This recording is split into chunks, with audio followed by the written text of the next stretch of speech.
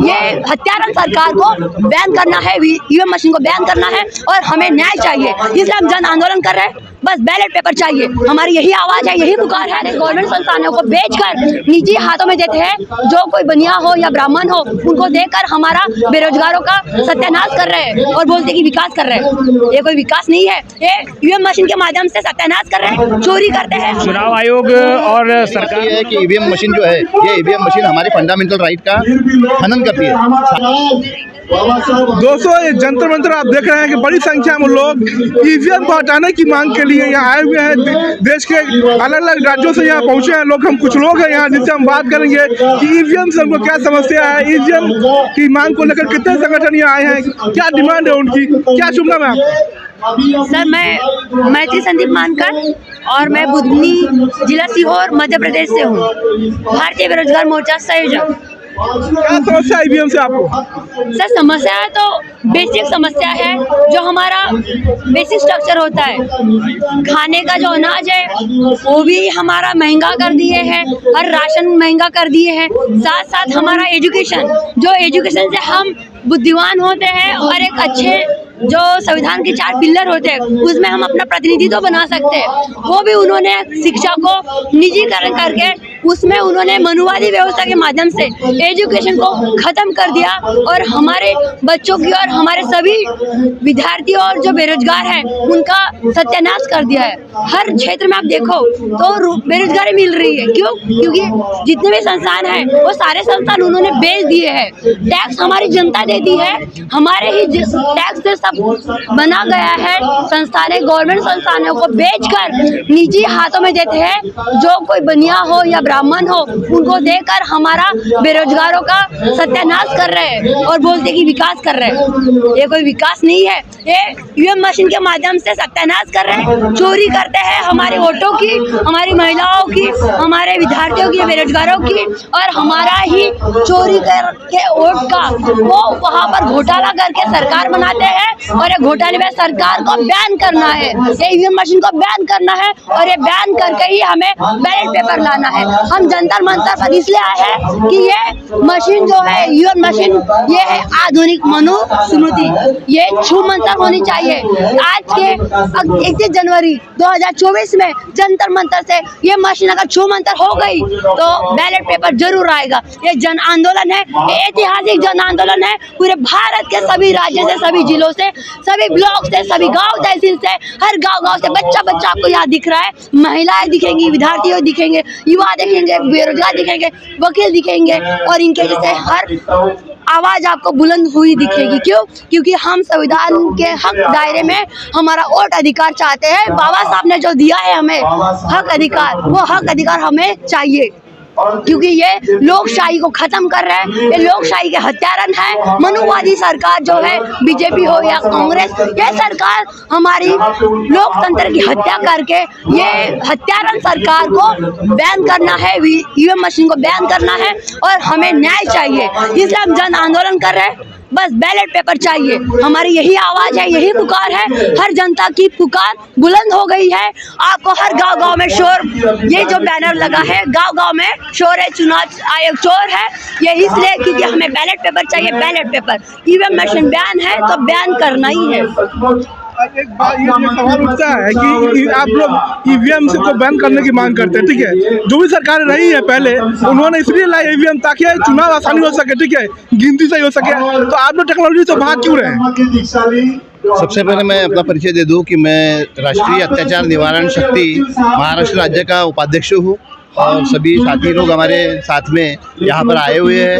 इस ईवीएम के खिलाफ में जो चुनाव आयोग के कार्यालय पर जो धरना प्रदर्शन का जो कार्यक्रम है उस सिलसिले में, तो ये सारे साथी लोग इस विचार से आए हैं कि ये जो मशीन है, ये मशीन अपने देश से चुनावी प्रक्रिया से बाद हो जाए।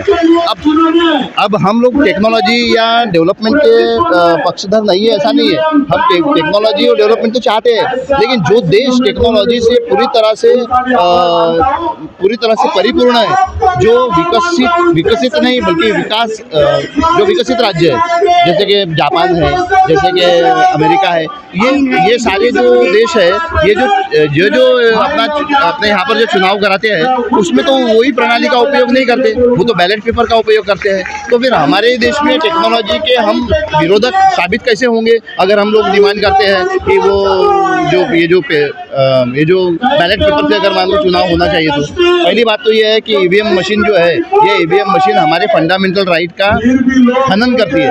सारे लोगों का मूलभूत अधिकार है उनका वोट का अधिकार, क्योंकि देखिए आर्टिकल 19 में मत का एक्सप्रेशन है, यानी अपना जो freedom of speech and expression है। तो मेरा मत जो है, मेरा विचार जो है, मैं मत के रूप में प्रकट करता हूँ और बैलेट बॉक्स में डालता हूँ, लेकिन वो बैलेट बॉक्स में गया ऐसा मुझे नज़र ही नहीं आता, क्योंकि मशीन में है, वो मशीन में से नदारद हो जाता है, वो दूसरी किसी पार्टी को चला जाता है। तो मेरा अपना मत जो है मेरी अपनी चहेती पार्टी को मिलता नहीं है। ये मैंने कई बार महसूस किया हूँ। इवन यहाँ पर जो कैंडिडेट खड़े रहते हैं चुनाव में, उन्होंने भी इसका अनुभव लिया है, उनको खुद के ही वोट नहीं प्राप्त होते। तो इस प्रकार की जो ये गड़बड़ी वाली जो प्रक्रिया है, ये प्रक्रिया से हमारा जो फंडामेंटल राइट का जो हनन हो रहा है, ये हनन को चुनाव आयोग ने रोकना चाहिए, सरकार ने रोकना चाहिए। अब ये नहीं रोक रही है, तो इससे सिद्ध हो रहा है कि ये जो लोग हैं, ये लोग स्वयं को प्रशासन में, शासन में बनाए रखना चाहते हैं, और बना करके देश के जो बेरोजगार है, देश के जो SC ST OBC युवा लोग हैं, इन सबको रोजगार से और शिक्षा से, उच्च शिक्षा से वंचित कराया जाए, और वंचित करा के इन लोगों को गुलाम बनाया जाए। गुलाम बना के पुराने समय का जो भारत है, वो प्राचीन भारत जो है वो निर्माण किया जाए। ऐसा मनुवादी भारत निर्माण करने के चक्कर में ये लोगों ने इस ईवीएम मशीन का उपयोग जारी रखा है। तो ये चलेगा नहीं। हम भारत के जो नागरिक हैं, हम भारत के नागरिकों को अधिकार मिला हुआ है और हम स्वतंत्र हैं, और इस स्वतंत्र देश में हम अपने अधिकारों का प्रयोग करेंगे। हम चुनाव, ये जो प्रक्रिया है इसका विरोध करेंगे, विरोध प्रदर्शन करेंगे। हमें इसका संवैधानिक अधिकार प्राप्त है।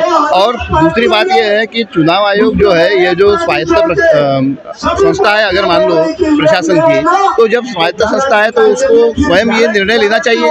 उसको भी ये बात समझना चाहिए कि सारे देश के लोग जब इस चीज़ का विरोध कर रहे हैं, तो वही उसके समर्थक क्यों बना बैठा है? तो चुनाव आयोग ही इसमें दोषी सिद्ध हो रहा है। तो पूछना चाह रहा हूँ कि आप लगातार आप लोग सवाल उठाते हैं, ईवीएम पर सवाल उठाते आ रहे हैं, लेकिन सबसे बड़ा बात मैं पूछना चाह रहा हूँ कि ईवीएम तो हैक हो सकता है या ईवीएम में कुछ छेड़छाड़ हो सकती है।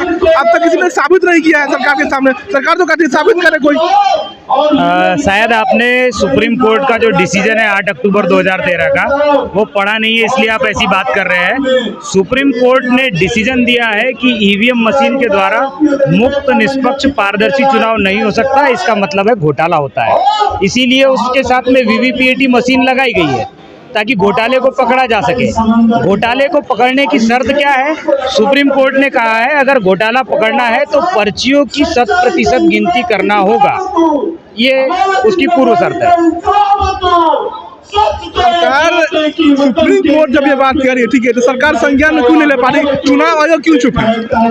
चुनाव आयोग और सरकार दोनों मिलजुल करके एक दूसरे को बचाने के लिए काम कर रहे हैं। आज हमारा जो धरना, ये जो महामोर्चा है, ये चुनाव आयोग के कार्यालय पर जा रहा था। तो चुनाव आयोग को बचाने के लिए सरकार ने पुलिस प्रशासन लगाया। अभी पुलिस प्रशासन उन्होंने लगाया, सरकार के विरोध में आंदोलन करते हैं तो चुनाव आयोग सरकार के समर्थन में आ जाता है कि हमारी ईवीएम सही है। तो दोनों मिलजुल कर एक दूसरे को बचाने का काम कर रहे हैं। चोर चोर मौसेरे भाई है। आपने यहाँ नारा भी सुना होगा, ईवीएम मशीन चोर है और चुनाव आयोग चोरों का सरदार है। आप बताइए मैडम, जैसा ये बात कर ईवीएम पर सवाल इकट्ठे कर रहे हैं कि ईवीएम में गड़बड़ी है, सरकार और चुनाव आयोग मिले हुए हैं, तो इस बात को लेकर के अब तक चुप्पी क्यों थी? इतना बड़ा आंदोलन आज ही क्यों इकट्ठा किया पिछले 10 साल में? सर, आपको हम बताना चाहते हैं कि 10 साल से हमारे जो भारत मुक्ति मोर्चा के राष्ट्रीय अध्यक्ष है माननीय वामन मेश्राम साहब, इन्होंने 10 साल से ये ईवीएम मशीन चोर है और ये चुनाव आयोग चोरों का सरदार है, यह हर गांव में उन्होंने मोर्चा निकाला था, परिवर्तन मोर्चा।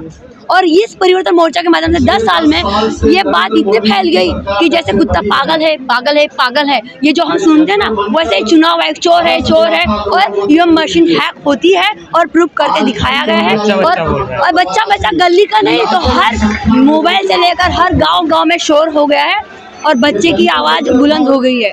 कि ये मशीन चोर है, ईवीएम मशीन चोर है।